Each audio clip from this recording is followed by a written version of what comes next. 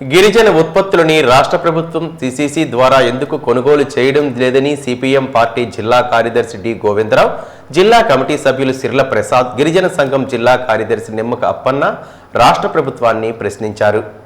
బుధవారం కొత్తూరు మండలం ఎరపాడుగూడ, కొత్తగూడ, గొట్టుపల్లి, బూతలగూడ తదితర గ్రామాల్లో ప్రజా చైతన్య యాత్రలు నిర్వహించారు. ఈ సందర్భంగా సిపిఎం జిల్లా కార్యదర్శి డి గోవిందరావు మాట్లాడుతూ, రాష్ట్ర ప్రభుత్వం జీసీసీ ఫారెస్ట్ డిపార్ట్మెంట్ మధ్య గిరిజన ఉత్పత్తులు 21 రకాల ఉత్పత్తులను 2027 వరకు కొనుగోలు చేస్తామని అగ్రిమెంట్ చేసి కొనుగోలు చేయకపోవడంతో గిరిజనులు తీవ్ర దోపిడీకి గురవుతున్నారని ఆరోపించారు.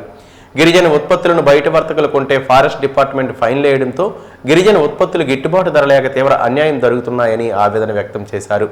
జీడిపెక్కలు 80 కిలోజీల బస్తాకు 16,000 రూపాయలు చెల్లించి రాష్ట్ర ప్రభుత్వం జీసీసీ ద్వారా కొనుగోలు చేయాలని డిమాండ్ చేశారు. రాష్ట్ర ప్రభుత్వం ఎన్నికల ముందు ఇచ్చిన హామీలను తుంగలో తొక్కిందని ఆరోపించారు. జిల్లాలో షెడ్యూల్ ఏరియాలతో కూడిన ఐటీడీఏని ఏర్పాటు చేయాలని కోరుతూ మార్చి 25వ తేదీన చెలో కలెక్టరేట్ జయప్రదం చేయాలని పిలుపునిచ్చారు. ఐటీడీఏ లేకపోవడంతో గిరిజనులకు తీవ్ర అన్యాయం జరుగుతుందని ఆవేదన వ్యక్తం చేశారు.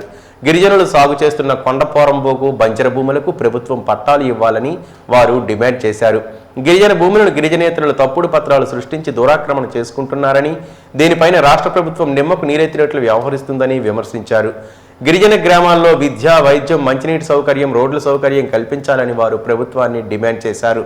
జీవో నెంబర్ 3 అమలు చేయాలని డిమాండ్ చేశారు.